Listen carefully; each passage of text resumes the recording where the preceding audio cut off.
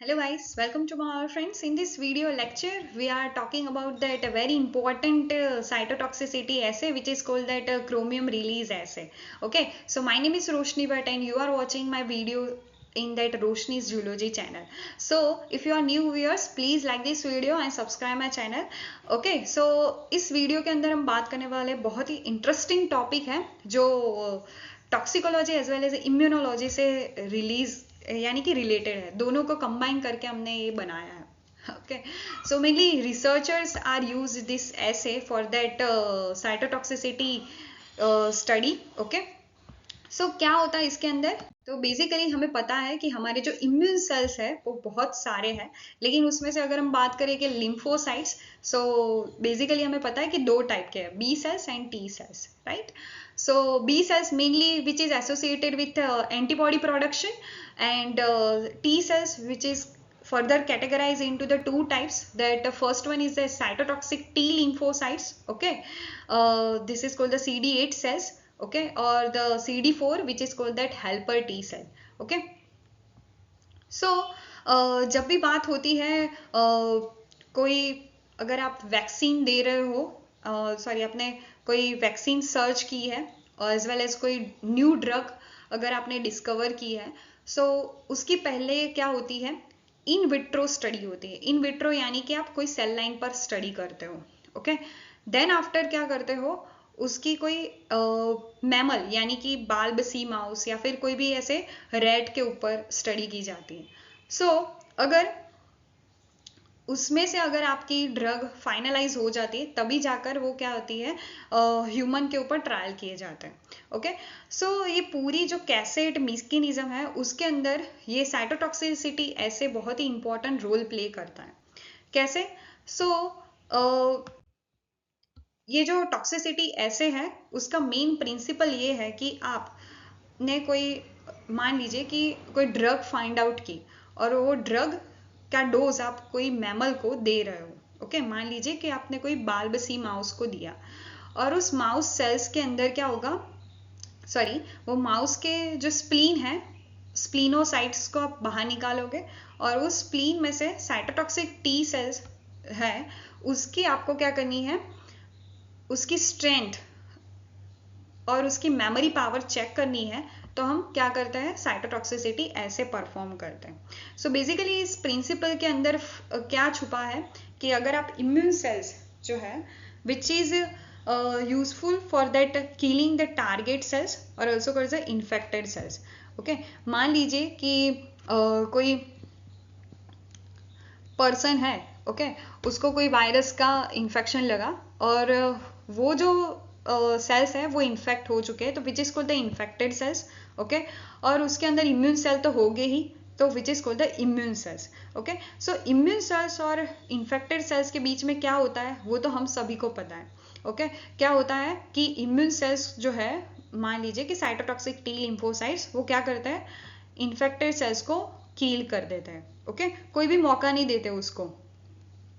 तो वैसा ही होता है यहाँ पर. क्या होगा कि टारगेट सेल्स को हम यहाँ पर लेबल करेंगे रेडियो एक्टिव क्रोमियम 51 से, और जैसे ही हमने टारगेट सेल को साइटोटॉक्सिक टी सेल से बाइंड किया, यानी कि उन दोनों का कॉम्बो बनाया जैसे ही, कि तुरंत ही क्या होगा कि साइटोटॉक्सिक टी सेल जो है वो किल कर देंगे टारगेट सेल को. ओके, अगर उसके पास मेमोरी होगी, ओके, और अगर वो रिकॉग्नाइज कर पाएगा तभी जाकर वो किल होगा. Okay, otherwise it is not killed. So chromium जो है वो लीक हो जाएगा उसके बाद. सो जितना सराउंडिंग फ्लूइड के अंदर क्रोमियम होगा उतने ज्यादा सेल होंगे. तो ये थोड़ा एक बेसिक प्रिंसिपल था, लेकिन अगर आगे हम देखते हैं कि जैसे कि देखो, cytotoxic T cells which kill the our infected cells by the help of perforin or gray enzymes. Okay, so वो क्या करेगा, परफोरिन जो है वो क्या करता है, हमें पता है कि पोर फॉर्मेशन करता है, और ग्रे एंजाइम्स जो है वो क्या करता है कि इन्फेक्टेड सेल्स को कील करने में हेल्प करता है. सो इन्फेक्टेड सेल्स तो यहाँ पर कील हो गया और साथ में क्या होगा, यहाँ से क्रोमियम रिलीज होगा, क्रोमियम 51. सो क्रोमियम 51 जैसे ही आ जाता है फ्लूइड के अंदर, वैसे ही हम क्या कर सकते हैं, काउंट कर सकते हैं यस कि हमारे CD8 सेल्स यानी कि हमारे इम्यून सेल्स अच्छे से वर्क कर रहे हैं, right, after that dosing, after the vaccination. So principle is very simple. Chromium 51 which is bind to the proteins inside the target cells, right? So whenever the cell which is lies by the after that fighting with that target cells and effector cells, so likewise जैसे कि कोई भी balloon के अंदर पानी भरा होता है और वो कैसे फूट जाता है, वैसे ही क्रोमियम 51 जो है वो टारगेटेड सेल के अंदर लेबल किया है हमने, कोई भी प्रोटीन को हमने लेबल किया है. तो जैसे ही टारगेट सेल्स किल हो जाएगा तुरंत ही क्रोमियम 51 रिलीज आउट हो जाएगा. Okay, and we know about that this is a one type of that radioactive compound, so it leaks some of that radioactivity. Okay, और क्रोमियम 51 जो है वो क्या रिलीज करता है, so it release the gamma radiation. Okay, so which is easily measured by the help of gamma counter. Okay, so here that is a half life which is very high as compared to the other isotopes, so that wise we are using this chromium 51 for the research purpose, right? So what is the experimental setup? First of all we are label the target cells, then after excess amount of chromium which is washed out, then after third is what, so mix the effector or target cells in the different ratio, incubate in for that 4 to 6 hours, then after centrifuge the cells and measure the chromium 51 in the supernatant by the help of gamma counter. So in this experimental setup these are the steps. Now how to check and how to effector or target cells efficacy compare with our controls. Okay, control होना जरूरी है, negative as well as positive. So यहाँ पर negative control के अंदर क्या होगा कि ओनली टारगेट सेल्स हो गए, टारगेट यानी कि जिसको हम मारना चाहते हैं. ओके, वैसे सेल्स इन्फेक्टेड सेल्स हो गए. So only infected cells as a negative control. And positive control के अंदर क्या होगा कि हमें चेक करना है कि हमारे इम्यून सेल की एक्टिविटी कैसी है आफ्टर दैट कोई भी वैक्सीन का डोज देने के बाद या फिर कोई भी ड्रग का डोज देने के बाद. ओके, सो उसकी कंपैरिजन करनी है तो हम कैसे करेंगे, so by the help of positive control.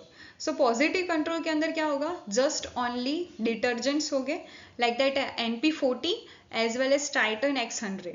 Okay, उनमें से कोई भी आप यूज कर सकते हो. So we know about the Triton X100 कि जो क्या करता है, जो भी सेल होगा उसकी सेल मेम्ब्रेन को लाइस करेगा और लाइसिस होने के बाद जो क्रोमियम है वो रिलीज आउट हो जाएगा.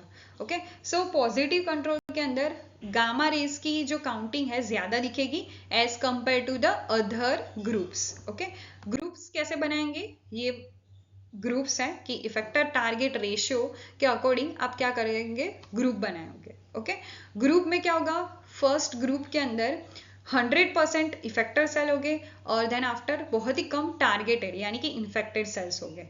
ओके, सो इसकी जो रेडियो एक्टिविटी है वो पॉजिटिव कंट्रोल के जैसी आनी चाहिए. Okay, then after second group कैसा लेंगे कि 100 में से 50% ही हम क्या लेंगे, इफेक्टर सेल लेंगे और टारगेट सेल्स उतने ही रहेंगे जितने पहले थे. लेकिन यहाँ पर इफेक्टर की जो सेल्स, इफेक्टर सेल्स का जो कॉन्सेंट्रेशन है वो कम कर देता है.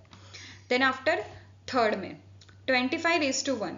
सो ऐसे करके हम क्या करेंगे, इफेक्टर टारगेट सेल के रेशियो को मेंटेन करते जाएंगे और देखेंगे कि रेडियो एक्टिविटी कितनी मिल रही है.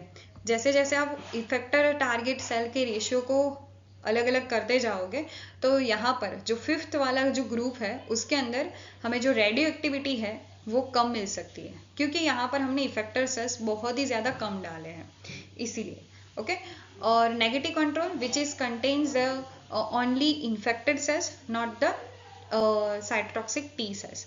Okay, I hope you are clearly understood about that chromium release assay, which is also called as a cytotoxicity assay. So in this next video session we are talking about this type of assay.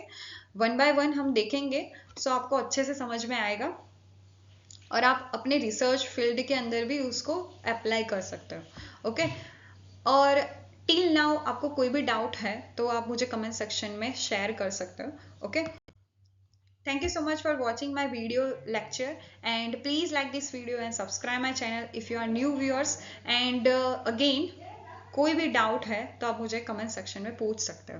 Thank you so much for watching, and अगर आपको दूसरे videos भी, अगर कोई topic related चाहिए तो वो भी आप मुझे कमेंट सेक्शन में बता सकते हैं।